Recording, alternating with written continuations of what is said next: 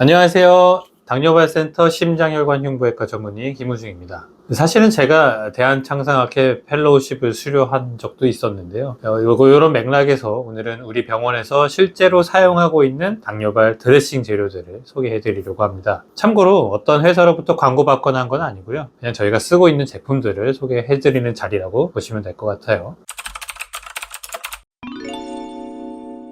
이 당뇨발 치료의 핵심은 적절한 재료를 적절한 시기에 사용하는 것입니다. 상처 상태에 따라서 어떤 드레싱을 선택해야 되는지 실전 중심으로 설명드리겠습니다.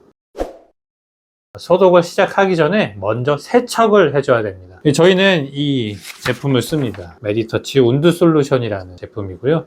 그냥 단순한 식염수는 아니고 이제 락스 성분이 아주 약하게 들어가 있어요. 그래서 요거를 이렇게 거품 형태여 가지고 발에다 도포를 해주고 이렇게 닦아주는 역할을 합니다. 독성은 심하지 않고 우리가 자라나는 내 세포를 죽이지 않는 그런 장점이 있기 때문에 주로 쓰고 있습니다.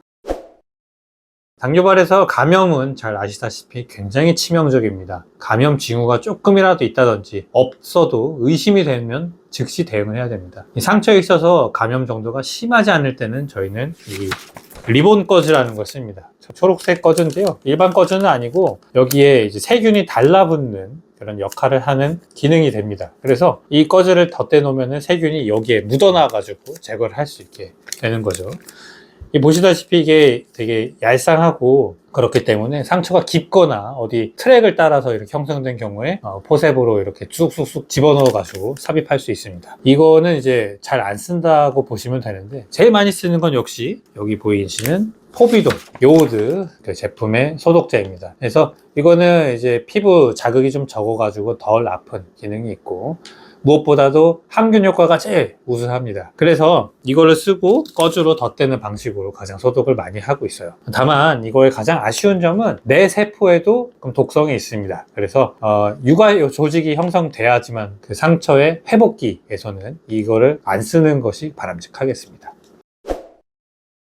상처가 어느 정도 정리가 된 다음에 잘 낫게 만드는 환경을 만들어 줘야 되는데요. 이때 쓰는 게 습윤 드레싱입니다. 저희 병원에서는 상황에 따라서 여러 가지 폼 드레싱을 쓰고 있습니다. 역할로는 상처가 너무 마르지 않게 유지를 해주고, 두 번째로는 외부 충격을 보호해주고, 세 번째는 상처가 스스로 차오를 수 있는 환경을 만들어줄 수 있습니다. 삼춘물이 심하지 않고 상처 깊이가 깊지 않다라고 할 때는 여기 보이는 이 하이드로콜로이드 제품을 씁니다. 이건 이제 표피 수준에 있는 그 정도의 깨끗한 상처에만 쓸 수 있고요. 이걸 덮게 되면은 이제 밀폐된 환경을 해서 진물이 많이 마르지 않게 치유를 촉진해 줄 수 있게 해줍니다. 2, 3일에 한 번씩 교체해 줄 수 있고, 보통 우리가 여드름에 쓰는 그 동그란 붙이는 거 있잖아요. 그거랑 같은 성분이라 보시면 돼요.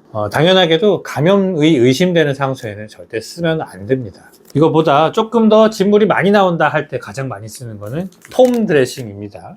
그래서 폼에는 여러 가지 종류가 있을 수 있는데요. 저희가 가장 많이 쓰는 거는 이 좀 어려운 말인데 TLS NOSF 기술이라 그래가지고 스크로즈 옥타설페이트라는 물질이 묻어 있습니다. 그러면은 이 상처 회복에 저해가 되는 과도하게 생성되는 MMP라는 성분이 있는데 그걸 억제해주는 특수한 기능이 함유되어 있는 제품입니다. 그래서 당뇨발에 있어서 거의 유일하게 우수하게 상처 치유를 촉진해준다고 입증이 되어 있는 제품이고요.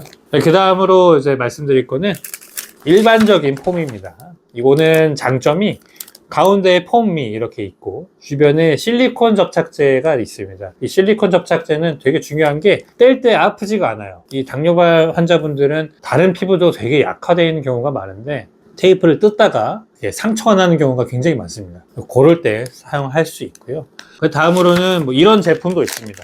보시면 힐이라고 적혀 있잖아요. 보통 뒤꿈치 전용으로 쓰게끔 돼 있고 뜯어서 보시면은 컵처럼 모양이 돼 있어요. 그래서 발 뒤꿈치에 이렇게 적용하기 쉽고 꼭 여기만 쓰라는 건 아니고 적절히 오려 가지고 다른 데 붙일 수도 있습니다. 그 다음으로는 폼이 가지고 있는 장점과 항균 효과를 같이 누릴 수 있는 제품도 있는데, 아까 보셨던 그 초록색 꺼즈 제품이 이렇게 넓게 붙어 있는 제품입니다. 이거는 이제 감염 걱정이 좀 있다 싶을 때 이 초록색을 덧대가지고 진물도 빨아들이고, 그리고 이 초록색으로 세균도 뜯어낼 수 있고, 이런 식으로 같이 진행을 할 수 있는 거죠.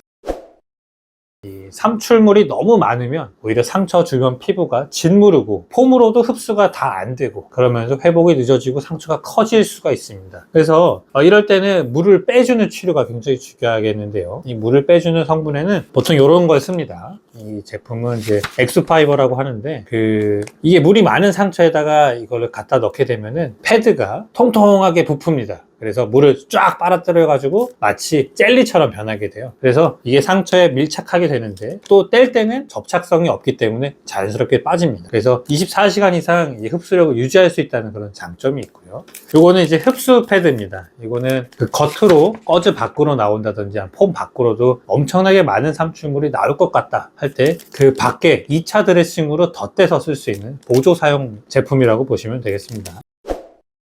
자, 이렇게 해서 어느 정도 삼출물도 정리가 됐고 감염도 해결이 되는 것 같아요. 그 다음에는 이제 내 살이 차오르는 게 중요하잖아요. 이럴 때 쓸 수 있는 인공 진피 물질들이 있습니다. 이런 거는 육아 조직이 어느 정도 있는데 상피화가 더디게 된다 싶을 때 써볼 수 있는 제품들입니다. 저희는 이렇게 두 가지를 쓰는데요. 이 제품은 이제 콜라겐이 주로 있는 성분입니다. 그래서 콜라겐 잘 아시잖아요. 피부에도 쓰고 우리 먹는 식품에도 많고 그런데 이 콜라겐을 타고 우리 세포가 잘 자라나서 빨리 내 살을 채워줄 수 있게 도와주고 얘는 이제 완전 인공 진피 제제입니다. 그래서 주사기 안에 들어있는데 이거를 상처에다 뿌릴 수 있게 되어 있어요. 그래서 깊이 패여있는 상처라든지 이런 데 쓸 수가 있습니다. 그래서 특수 상황에서는 보험이 될 수도 있고 안 될 수도 있는데 좀 비쌉니다. 그 다음으로 이제 경우에 따라 써볼 수 있는 치료 중에 하나가 음압 치료입니다. 이런 기계가 있어요. 상처가 너무 깊거나 육아 조직을 좀 더 빠르게 차오르게 하고 싶다 했을 때는 이런 음압 상처 치료 기계를 쓸 수가 있습니다. 이 상처 치료는 이 음압을 24시간 동안 계속 걸어주는 역할을 해주거든요. 그래서 여기에 생기는 삼출물도 빨아내고 근데 음압이 계속 걸려 있어서 새롭게 내 혈관이 돋아나게 해주고 조직이 더 빠르게 차오를 수 있게 도와줄 수 있습니다. 내 육아 조직이 다 차올랐고 그 다음에 남은 게 상피화라 그래서 표피, 껍데기가 차오르는 단계가 필요하다라고 할 때 쓸 수 있는 제품들입니다. 그때 우리가 보통 쓰는 게 여기 있는 EGF 연고입니다. 요거는 말 그대로 EGF라는 상피세포 성장 인자 담겨있는 스프레이인데요. 상처 전체에다 뿌려가지고 육아 조직 위로 표피가 자라나게끔 도와줄 수가 있어요. 근데 이제 중요한 거는 이건 어디까지나 보조적인 치료제입니다. 그래서 다른 것들이 모두 다 선행되고 나서 써볼 수 있는 보조 치료제다. 이렇게 아시면 됩니다. 특수 상황에 쓸 수 있는 재료들 몇 개 더 소개를 해드릴게요. 이거는 이제 리포딘이라고 하는 제품인데 여기에는 기본적으로 젤리 같은 게 들어가 있어요. 근데 그냥 젤리가 아니고 베타딘, 그러니까 포비논 성분이 같이 들어있는 젤리가 들어가 있어요. 그래서 이런 것들 경우에는 이제 좀 지저분한 조직들이 좀 남아있다. 그럴 때 뿌려가지고 이 젤리들이 지저분한 조직도 갖고 오고 그리고 살이 더 잘 차오르게끔 적당히 수분감도 주고 그리고 베타딘이 들어있으니까 살균 효과도 어느 정도 있고 이런 걸 기대하면서 써볼 수 있는 제품입니다. 그 다음으로 이거는 이제 당뇨발에서 많이 쓰지는 않는데요. 보통 화상에 쓰죠. 그래서 실마진이라는 건데 여기에는 은 성분이 들어있어요. 이제 은 성분은 굉장히 강력한 항균 성분이 됩니다. 그래서 이게 감염이 우려될 때 혹은 이제 가피라 그래가지고 겉에 딱딱한 껍데기를 녹여야 되는 경우가 있어요. 그럴 때 써서 가피를 녹여주는 역할을 해줄 수 있습니다. 그 다음으로는 많이 쓰는 연고입니다. 이거는 이제 항생제 연고라고 보시면 되고요. 국소적으로 감염 관리를 할 때 이거를 써볼 수도 있습니다. 하지만 이거보다 더 중요한 거는 기본적인 소독제를 쓰는 거 그리고 항생제 쓰는 거 이런 거를 생각하셔야겠습니다. 그래서 이런 연고에 있어서 주의사항을 한 번 더 말씀드리자면은 이런 연고를 뭘 쓰냐보다는 지금 어떤 단계의 치료가 필요한지를 먼저 확인하시는 게 중요하겠습니다. 그래서 단계별로 적절한 드레싱 제제를 쓰시는 것이 굉장히 중요하고요. 특히 당뇨발의 경우에는 감염이 있는지 없는지 애매할 때가 많습니다. 이 애매할 때는